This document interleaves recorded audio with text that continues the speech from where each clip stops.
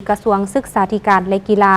จัดพิธีมอบหน้าที่เลขาคณะบริหารงานพรรครัฐมนตรีกระทรวงศึกษาธิการและกีฬาระหว่างผู้เก่าและผู้ใหม่อย่างเป็นทางการพิธีดังกล่าวได้จัดขึ้นในวันที่ 19 มิถุนายน 2025 ที่กระทรวงศึกษาธิการและกีฬาโดยให้เกียรติเข้าร่วมของท่านบุญทองจิตมณีกรรมการกรมการเมืองศูนย์กลางภาคมีผู้ต่างหน้าจากคณะจัดตั้งศูนย์กลางภาคห้องหัวหน้าองค์การศูนย์กลางภาคสำนักงานประธานประเทศห้องว่าการสำนักงานนายกรัฐมนตรีพร้อมด้วยภาคส่วนที่เกี่ยวข้องเข้าร่วม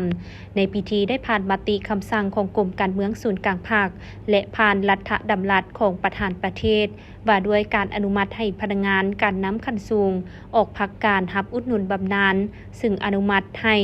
รองศาสตราจารย์ปริญญาเอกพุทธสิมมลวงศ์รัฐมนตรีกระทรวงศึกษาธิการและกีฬาผู้เก่าออกพักการรับอุดหนุนบำนาญพร้อมทางผ่านคำสั่งยกย้ายและมติตกลงกรมการเมือง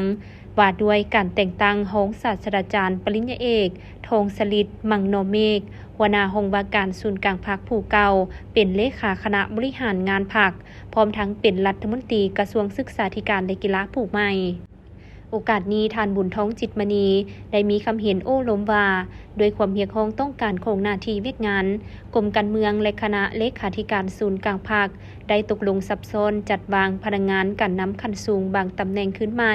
เพื่อรองรับให้แก่การสืบต่อพันธุ์ขยายและจัดตั้งปฏิบัติแนวทางนโยบายของพรรครัฐวางออกในแต่ละระยะให้บรรลุตามระดับคาดหมายและมีผลสำเร็จอย่างเป็นรูปธรรม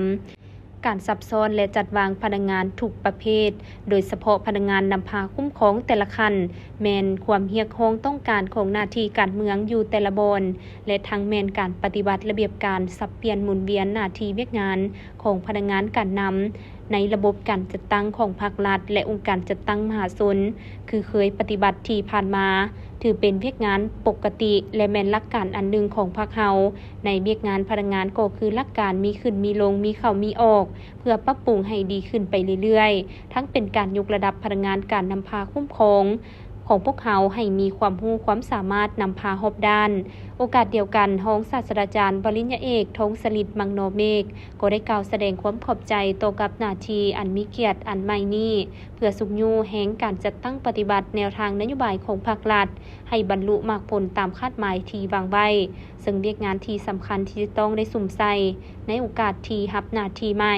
แม่นเฮ็ดให้เวียกงานการศึกษาและกีฬาพัฒนาขึ้นไปอย่างบ่หยุดยั้งแม่นมี6หน้าเวียกหลักคือสืบต่อเสริมขยายมูลเสื้ออันดีงามเพิ่มทวีความสามัคคีความเป็นเอกภาพภายในคณะนำยึดมั่นหลักการรวมศูนย์ประชาธิปไตยปฏิบัติระบบแบบแผนนำพาวิธีเฮ็ดเวียกอย่างถูกต้องและสอดคล้องกับสภาพเงื่อนไขตัวจริงสืบต่อเอาใจใส่กำสภาพแนวคิดนำพาศึกษาพรมด้านการเมืองแนวคิดของสมาชิกพรรคพนักงานให้ทั่วถึงพร้อมทั้งนำพากะเกียมดำเนินโครงประชุมใหญ่ครั้งที่10ขององค์คณะพรรคกระทรวงศึกษาธิการและกีฬาให้มีผลสำเร็จอย่างจบงาม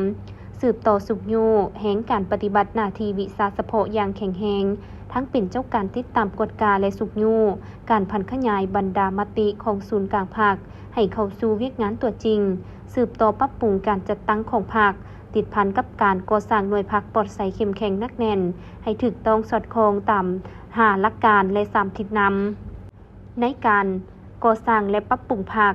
สืบต่อเอาใจใส่การบำรุงก่อสร้างสมาชิกพรรคพนักงานราชการและครูอาจารย์ให้มีคุณทัศน์การเมืองคุณสมบัติศีลธรรมปฏิบัติมีจรรยาบรรณจรรยธรรม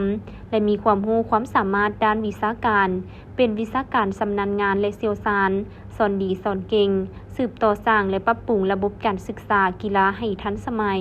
ตามมาตรฐานภาคพื้นและสากลแนใส่สร้างทรัพยากรมนุษย์ของพวกเขาให้ตอบสนองได้ตามความเรียกร้องต้องการของยุคสมัย